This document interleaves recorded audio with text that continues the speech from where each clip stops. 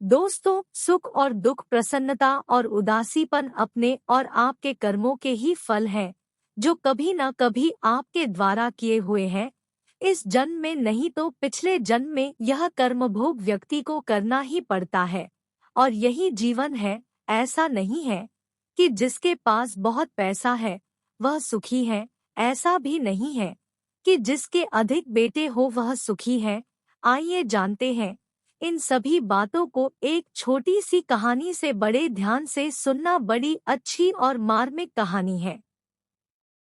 एक बुजुर्ग आदमी रेलवे स्टेशन पर चाय बेच रहा था। चाय बेचकर वह जाने लगा। गाड़ी चली गई। चाय की केतली लेकर अपनी झोपड़ी में चला गया, जो स्टेशन के समीप ही थी। थका हुआ है, शरीर चल नहीं रहा है, इतना बुजुर्ग हो चुका है कि बड़ी मुश्किल से वह चलकर अपनी झोपड़ी में पहुंचा और अपनी पत्नी से कहने लगा, दूसरी रेलगाड़ी आने तक चाय और बना दे। और घर वाली भी इतनी ही बुजुर्ग ताकत नहीं है शरीर में, पर क्या करे, मजबूरी है और चाय बना रही है।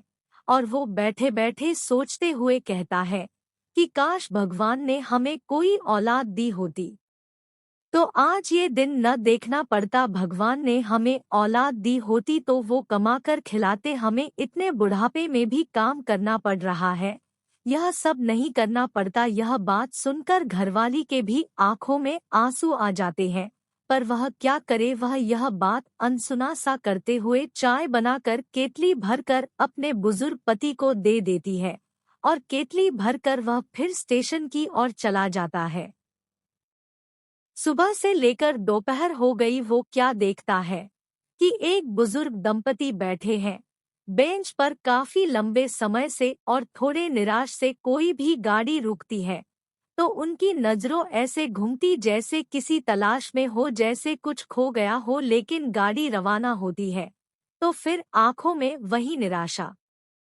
कई गाड़ी आई और कई चली गई, पर ये किसी गाड़ी में चढ़ नहीं रहे। वह पास में चला गया और पूछा, बाबा आपको कहाँ जाना है, कौन सी गाड़ी में चढ़ना है, मुझे बताओ। मैं यहाँ स्टेशन पर ही चाय बेचता हूँ और मुझे गाड़ी का पता है, कौन सी गाड़ी कब आती है मैं आपको बता दूंगा। आप वाली गाड़ी कब आएगी। बेंच पर बैठे बुजुर्ग दंपति वैसे ही थे जैसे कि चाय वाले की हालत थी, वैसे ही स्थिति बुजुर्ग और थके हुए उनकी भी थी। वो कहने लगे, भाई हमें कहीं जाना नहीं है, हम तो सुबह से ट्रेन से उतरकर यहाँ पर बैठे हुए हैं। छोटे बेटे ने हमें चिट्ठी देकर हमें बैठा दिया था कि बड़ा बेटा स्टेशन आकर तुम्हें ले जाएगा। एड्रेस दिया है, घर का जरा पढ़कर बता दीजिए, हम तो अनपढ़ हैं। जहाँ का यह एड्रेस है हमें तो वह पहुँचा दो, बस इतना सा कर दो, अगर हमारी सहायता ही करना चाहते हो तो। ध्यान देना क्या कहा छोटे बेटे ने कि स्टेशन पर बड़ा बेटा लेने आ जाएगा, अगर किसी वह से वह नहीं आ पाए तो इसी पते पर पहुँच जाना। उस चाय वाले ने जब वह चिट्ठी पढ़ी तो वह तो वही चक्कर खाकर गिर गया। ऐसा क्या लिखा था चिट्ठी है, ध्यान दीजिए, यह मेरे माता पिता है। जिस किसी को भी यह चिट्ठी मिले तो वह कोई भी वृद्धाश्रम मिले वहां जाकर छोड़ आना, किसी भी वृद्धाश्रम में जाकर छोड़ आना। झूठ बोला था कि बड़ा बेटा लेने आएगा। देखिए उस चाय वाले के मन में क्या विचार आया, मैं तो बेऔलाद हूँ इसलिए मुझे काम करना पड़ रहा है। इसके तो दो दो बेटे हैं, छोटा भी है और बड़ा भी है, और कोई भी साथ रखने तक को तैयार नहीं है। अब बताओ औलाद होनी चाहिए या नहीं होनी चाहिए, औलाद सुख देती है या नहीं देती, आपको क्या लगता है, औलाद होनी चाहिए या नहीं होनी चाहिए। यह सही बात है कि औलाद का और सुख का तो कोई लेना देना ही नहीं है। ये हमारी गलतफहमी है कि औलाद हमें सुख देती है या औलाद हमें दुख देती है। हमारी घरवाली यह परिवारजन हमें दुख देते हैं या सुख देते हैं। याद रखे, सुख और दुख मिलते हैं कर्मों से। तेरे कर्म अच्छे हैं तो अकेला बैठा है और फिर भी सुखी है, और अगर तेरे कर्म नेक नहीं है तो राजगद्दी पर बैठा है फिर भी दुखी है। और कर्म कैसे बनते हैं इस पर गीता श्रीमद् भगवद गीता में एक अध्याय में काफी अच्छे से श्री कृष्ण ने समझाया है कि कर्म के शुभ अशुभ फल को अवश्य भोगना पड़ता है, उससे छुटकारा नहीं मिलता। श्रीमद् भगवद गीता में कर्मियों को सर्वश्रेष्ठ माना गया है।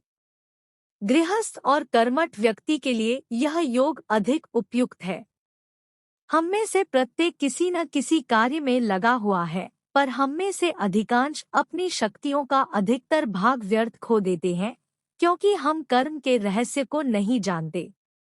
जीवन की रक्षा के लिए, समाज की रक्षा के लिए, देश की रक्षा के लिए, विश्व की रक्षा के लिए कर्म करना आवश्यक है।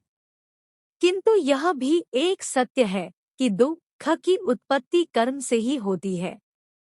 सारे दुख और कष्ट आसक्ति से उत्पन्न हुआ करते हैं। गीता में कहा गया है कि मन का समता भाव ही योग है, जिसमें मनुष्य सुख दुख, लाभ हानि, जय पराजय, संयोगियों को समान भाव से चित्त में ग्रहण करता है और कर्मफल में आसक्त नहीं होता। कर्मफल का त्याग कर धर्मनिरपेक्ष कार्य या कहिए कर्म फल में आसक्त हुए बिना कर्म का संपादन भी पूजा के समान हो जाता है। याद रखिए, कार्य की प्रकृति कोई भी हो, निष्काम कर्म सदा ईश्वर को ही समर्पित हो जाता है। कर्म के इस सिद्धांत के साथ स्वर्ग नरक की कल्पनाएं भी जुड़ी हैं। शुभ कर्मों के परिणाम स्वरूप सकल सुखों से पूर्ण स्वर्ग की प्राप्ति होती है। इसके विपरीत नरक की प्राप्ति होती है।